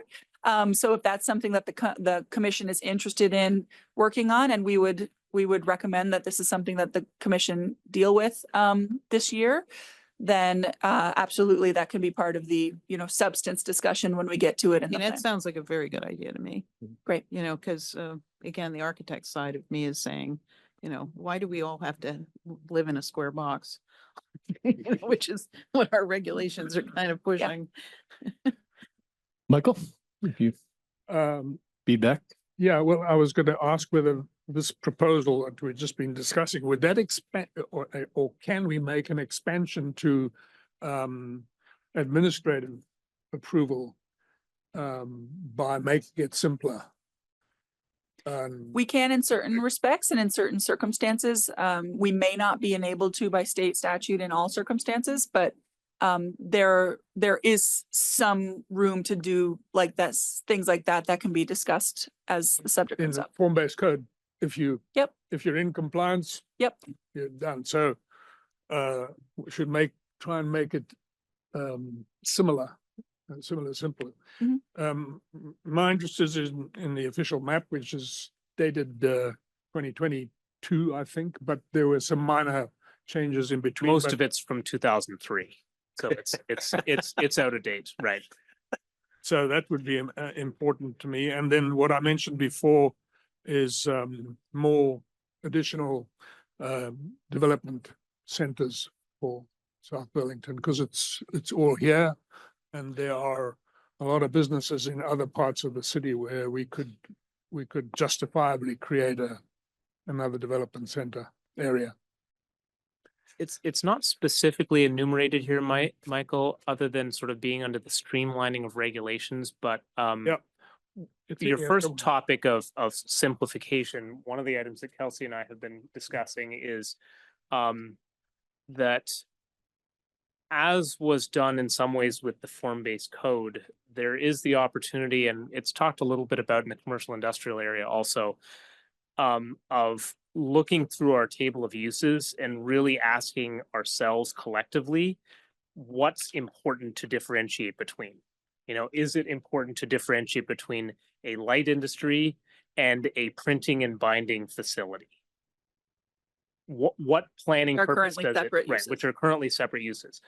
Maybe what's important is whether the light industry is 1,000 square feet or 100,000 square feet in a given area. That might be important, but whether it's one or two of very similar activities, that's an area where would have a lot of opportunity for streamlining, because there's a lot of time that applicants spend going back and forth of saying, well, are you a light industry or are you a printing and binding facility? Well, it's a site plan amendment. If you change from one to the other, it's, even if it's an administrative review, it's a process. Whereas some of what we've learned in city center is where we have a lot fewer of those is, okay, they're basically the same thing. You know, when it gets to something that brings in a lot of heavy trucks, that's different from something that doesn't have a lot of heavy trucks. But where there's the difference between I'm making this one up, but where there's the difference between a coffee shop and a bakery and a bagel shop, we don't have that problem. But like, you know, similar kinds of things like that, there's an opportunity to really take a real hard look at this and say, maybe instead of 50 categories, there's only like 9. So that might fall into that. If that was something that you felt was a big priority, that could be added and removing something else too, specifically. So we should go through this table of uses, see if there are opportunities for consolidation. I mean, you mentioned a printing press. Well, a printing press is light industry, but not as we define it, because it's in a different category. right. Which is like, it's a difference without a distinction. Yeah. Or the other way around. Definitely all for simplifying whenever possible. Simplify. Donna? I was just looking at the fourth one in that category, fourth one in that same category is evaluate urban design overlay district.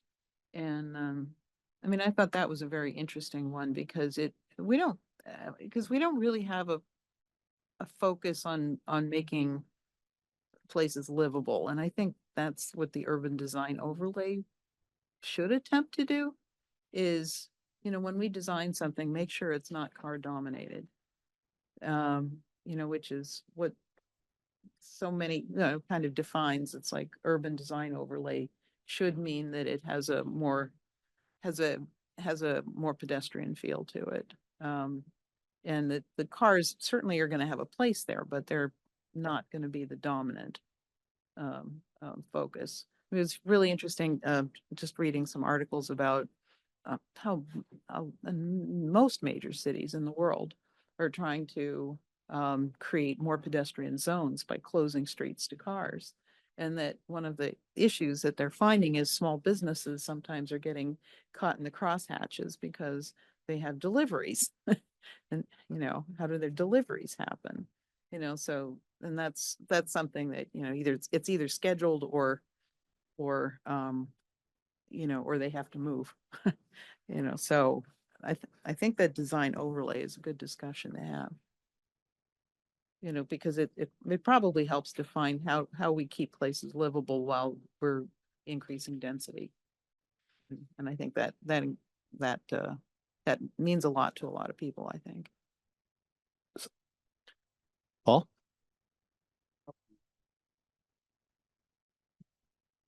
Well, I hope that we continue to think in terms of consolidating and condensing the land development regulations as we work on them.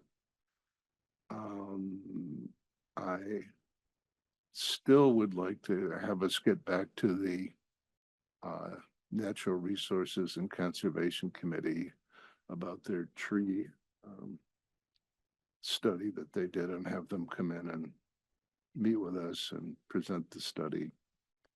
So Paul, the city council, that was on their list and they decided to put it off for a year. So it is not on the city council's list of priorities. So it has been, and the message has been, my understanding has been relayed to the NRCC that will not be happening in this fiscal year.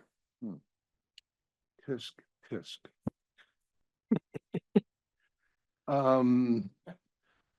When we look at form-based code and city center, I think that we should look at building envelopes. I hear some discussion of streetscapes. Obviously, the T-zones are in place. But I think that what people are unhappy with city center are the building envelopes. That's what I hear. I mean, I don't hear it that way. I don't hear people talking about building envelopes, but really that's what it is building envelopes. So I hope when we have those discussions that we do that, look at building envelopes. What do people say? That the buildings are too close to the street? Just Soviet style architecture, just square boxes, nothing special, no character, no pizzazz, Okay. So all I'd say to that, Paul, is the updates to the form-based code is one of, if not the biggest project this year in your work plan. So please vocalize as the opportunities present. That is the big project this year in this in the zoning area. Yeah. Okay. I don't know if I.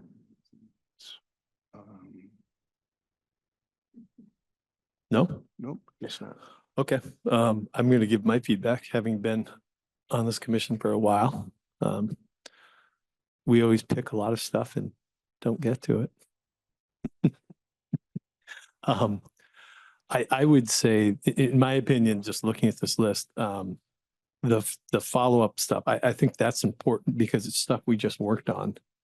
And I think it seems like it's still fairly fresh, and some of the stuff is, as Kelsey said, conversations that were pushed out because we needed to get the LDRs done. But I think this is the second half of those conversations. I think it's important to continue those while they're still fresh in our mind. And the other one that's, as a small business owner, the other one that's interesting to me is the encouraging small business and business lifespan planning. I mean, to me, that seems very important. But both of those non-regulatory, in my mind, both of those, I think you and I talked about this, Kelsey, could be delegated to the first one, certainly the Economic Committee, and the second one, the Affordable Housing Committee. Yeah, so the tricky thing about those two is that the Planning Commission does not necessarily only have to do regulations all the time. It's not just the LDRs that the Planning Commission is responsible for. We put these in partially as trying to shift the commission's focus to be more holistic towards sort of planning and to keep that thread going from the city plan. Like the city plan was a big forward-thinking, not LDR planning document, but recognizing that there's a lot of actions within the city plan that are not necessarily regulate this, don't regulate that. There are a lot of other ways to encourage and to reach the goals that have been listed in the plan. But you are absolutely correct that these are things that the brainstorming of new ideas can happen at this body. It can be requested to that the other committees on specific topics have that kind of brainstorm and then bring back their top ideas. And then the planning commission can consider what to do with those, how to plan with those. So yes, both of those have an element of potential delegation to a committee to come back here. But also this is the body that has the opportunity to think of these things and how the pieces all fit together. So you have, you ask the housing committee or the affordable housing committee about, what are their big ideas for encouraging more housing? And this is not the case. So please don't say anything. But if Turn off your mic. yeah, exactly. If the Affordable Housing Committee said, what would make housing more affordable is to cut down every tree and put housing on every square inch of the city, that would increase the stock and make it all more affordable. Well, that's not a good idea. That's thinking about one issue in the city to the exclusion of all other issues in the city. So never saying that that's what they would come back with, but that's the very extreme example. And it's the planning commission's role to balance the needs of housing with the needs of economic health of the city, with the needs of environmental concerns in the city, with the needs of transit, with the needs of our regional partners, and bring those things together. So I think that's where some of these two things really come in. And it's also, well, anyway, I don't need to say any more about that. I think there's an opportunity for delegation to other bodies. And this may also be where a small piece of these two items might be where the connection with the planning commission and the plans that are happening, the economic development plan, the parks master plan, et cetera, are made to those city council priorities. So these are just the two that rose to the top as, big issues that could have non-regulatory solutions. But that doesn't mean that the planning commission couldn't have a committee have that first, brain dump session and then bring back ideas for this commission to discuss. Okay. So what would you like from us? A vote of Yeah, A, B, C, D? I mean, I haven't heard anybody express very strong feelings about looking at site amenities again this year. It feels like, what happened? Where'd it go? Oh, it got moved. Okay, sorry, things just jumped around. So that feels like one that the commission would be happy to push out. Again, we also that has been recently amended in the last, 3 years or so. So that's something there. I think that light manufacturing, as this discussion has gone on, I think that gets folded into both looking at medium scale uses and scale of those uses and streamlining our regulations in the use table. So I think that kind of gets folded into other things. So I think it'd be great to have a vote from the commission about, I don't know how to procedurally do this about it, if there needs to be further discussion, but Can you take what we each consolidate what everybody thought was important? so what And then I have as notes for what people thought were important were two things that were already in the city council priorities. So they're already on the list. And that was the updates to the form-based code and examination of additional development centers. So those were already on the list. The others that people prioritized were heights, the medium scale uses and scale of uses, which I said, in my mind through this conversation, folds in that light manufacturing question. The urban design overlay, and the alternative compliance modification and waiver thing. So it's really those three big projects in the middle as the follow-up to the current LDR amendments, and not really much else.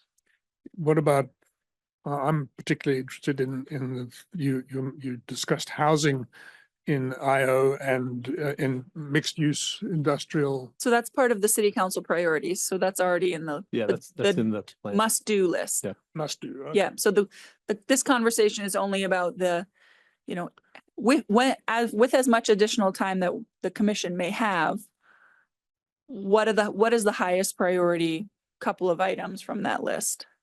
Yeah, well, can you rank what we found to be important and and then the things that you've just added? We can certainly do that. Can I make a suggestion for, you could act on it tonight. You could also have us rank and then vote next time. I think what would be helpful to sort of narrow this down is, I didn't hear anybody say that there is a burning topic that we missed. So I think that's first question. Did we miss anything that is an absolute must do this year for you all? I think we've captured what you wanted, but now would be a good time to share it if we missed something. Yeah, official map was one of them. That's on the list. That's on the list. Mhm. Well, Then I think, Okay, actually, I do have one question. Again, this is perhaps a naive question, is do we concern ourselves at all with like building codes directly, or is that coming from somewhere else? No, so that is state. Okay. It's at the state level. There is a little bit of wiggle room for the city to apply it slightly differently. Like Burlington applies the state building code to single family homes and South Burlington does not, but Burlington is the only municipality in the state that does, I believe. Maybe the handful. maybe a couple more, but not many. Yeah, and you wouldn't want to use Burlington as an example for that either, because they're using the overall commercial code to regulate residences, which is totally inappropriate. Right, but our contract with the state on the subject of building codes is that our fire marshal is delegated the authority that would otherwise exist with the state fire marshal. So we don't have a different set of rules. We just have local administration of the same rules. Okay. Yeah. Gotcha. Yeah. Okay, cool. I have okay, but yeah, that answers that question of that, or rather that makes our decision here a little easier, I guess.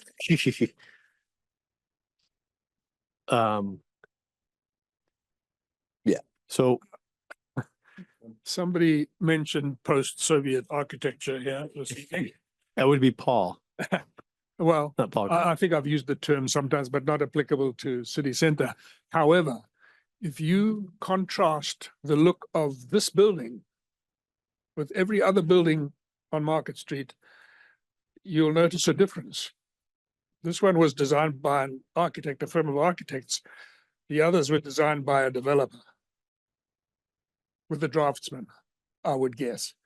And it's a real shame, because the expectation from this community and everybody who worked in the visioning sessions and all the rest of it, and those who worked for 2 years on the form-based code committee, are disappointed in what we have here.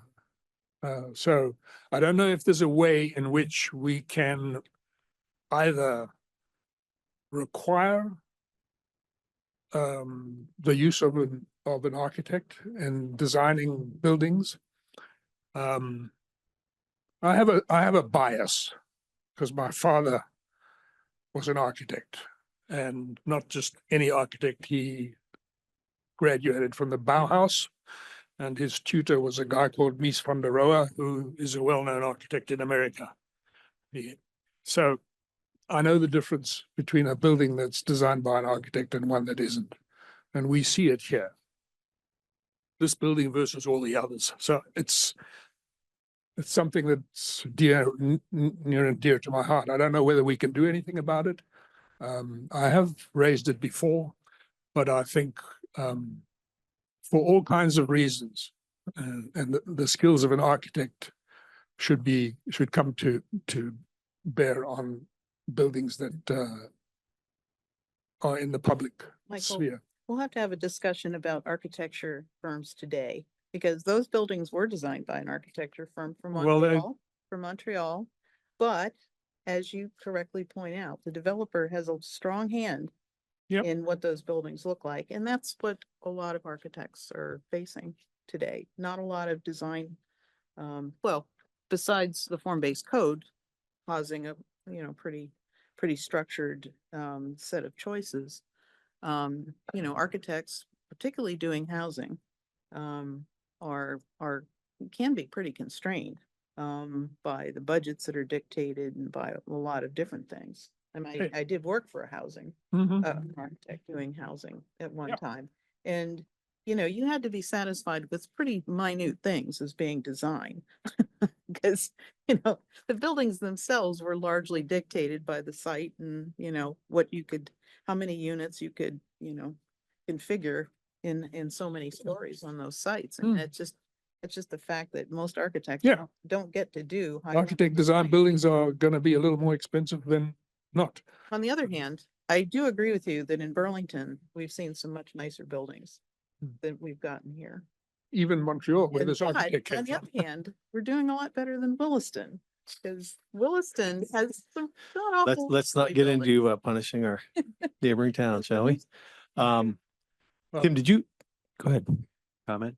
Yeah. So Tim Barrett, resident South Burlington. So I see what you're saying, Michael, and I think if you drive around Chittenden County to new buildings that are 3 stories or higher that have been built in the last 5 to 10 years, you will see a very distinct repetition of a mishmash of textures on the outside and indentation. And they all have to have an overhang with brackets, you know, and maybe a tower on the top, which in small amounts is acceptable.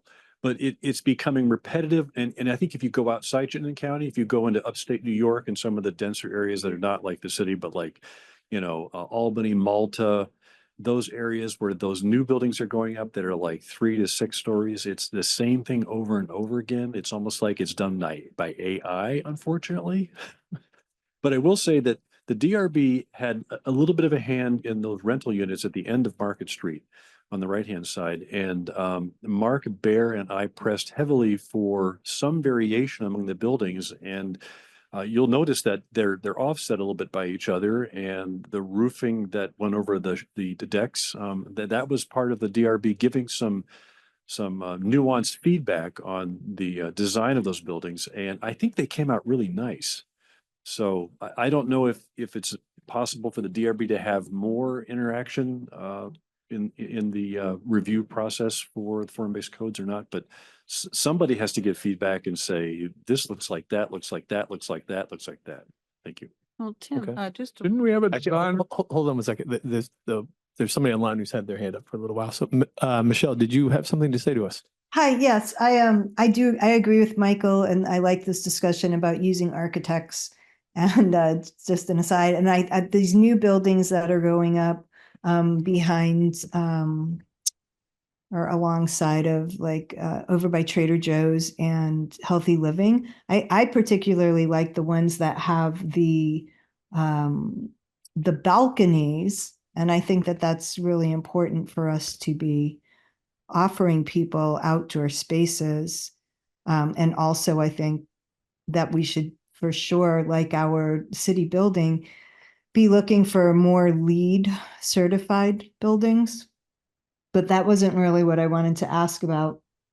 Looking forward for the Planning Commission, I'm concerned about all of these new housing units going in and potentially I think that we should have a couple of more traffic lights.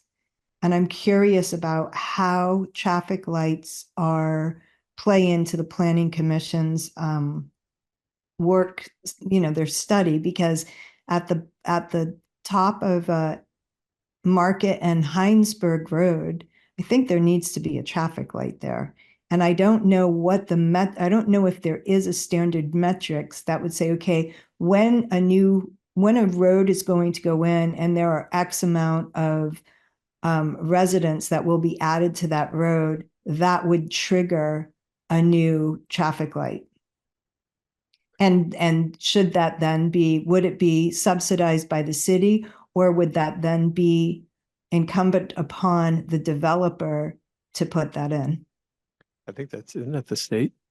Well, so 116? in this specific example, Yeah. that Michelle is raising, the city earlier this year did a traffic analysis for city center that did recommend a traffic signal at that intersection, and the council has assigned funding for construction of a signal at that location. So that this one is actually under development. More broadly, there's a couple of different avenues for it. I think that the most specific one that relates to the Planning Commission is somewhere in here. Oops. It's a acronym soup. I apologize, but here there's an item that says UPWP, Unified Planning Work Program, Chittenden County Regional Planning Commission. So they are the federally funded transportation planning entity for the area. Every year, the Planning Commission and Council has the opportunity to submit requests for them to fund studies of transportation improvements or transportation related improvements. Historically, that is the avenue by which, when a subject needs an analysis, whether it's really big, like a study of the Shelburne Road corridor overall, or it's very small, like not unimportant, but small, like examining how to improve the Swift Spear intersection, that's the funding source to go through that. And so we've been developing with Public Works Department a structure whereby ideas that are in the city plan and there's community feedback on are main candidates for this more detailed analysis by the Regional Planning Commission, which then puts it on the table to get funding to be designed and then ultimately constructed. So that's the primary process. The secondary process is through our land development regulations, which you all just have proposed to council some updates on, setting expectations about what a developer's responsibility is, what's the threshold of the amount of development that triggers a traffic study, and what are the ways that they should direct, the private sector should direct their money if there has to be an improvement to make an area, if there has to be a traffic improvement, transportation improvement. Cool. And then on that, what is there anything planned for the big problem on Dorset Street going on to Williston Road now? I mean, especially that there are going to be many more housing units closer to Dorset Street coming off Market Street.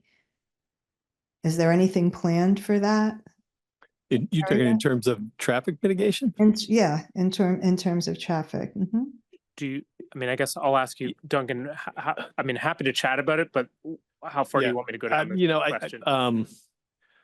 I guess we could give you a quick answer on that. Yeah. Michelle, but it's not really part of our work plan per se. Or Right. conversation right now. Paul, if you want to give her. Right. So at a very quick level, the city just completed a project of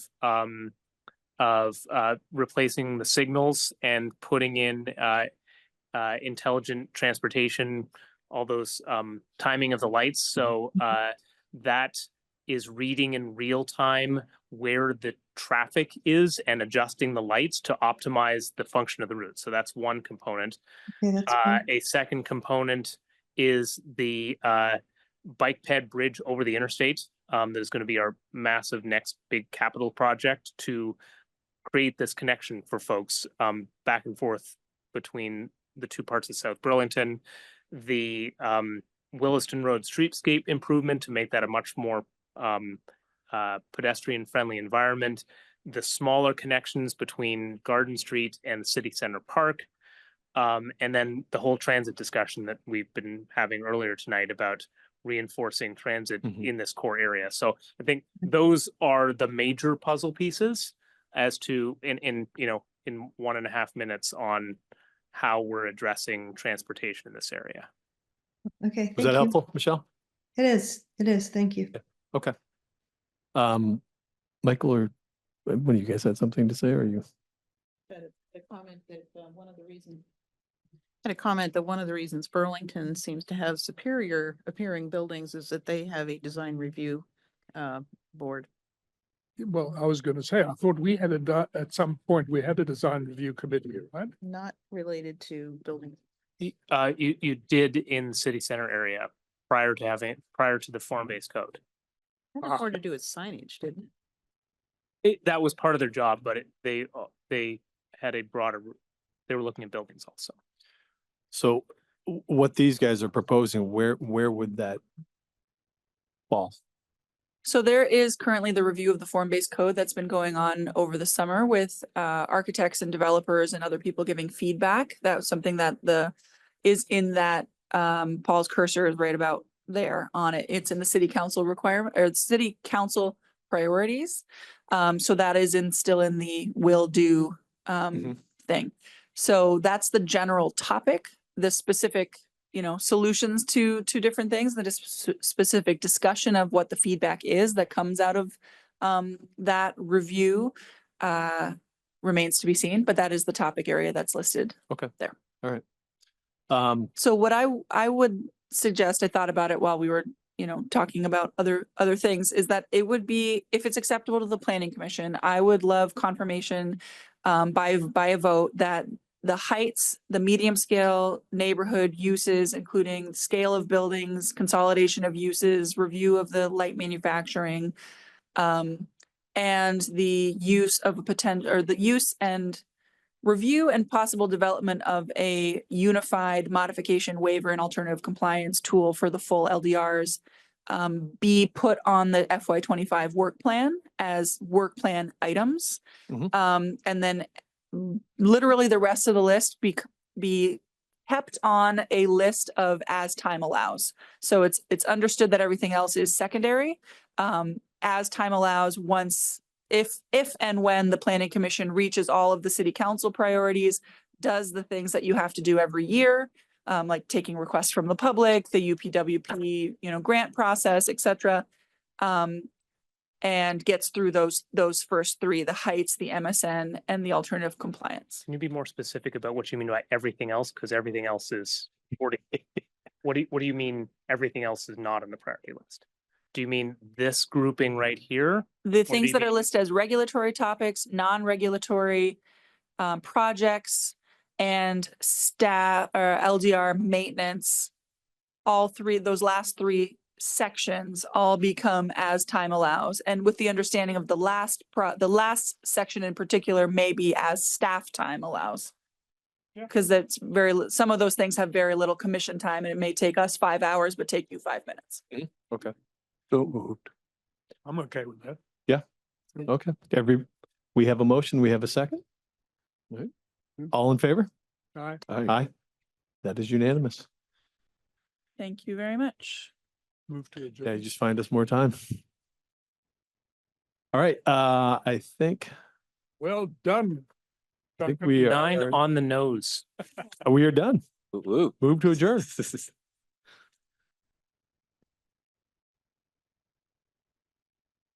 Thank you, Tim.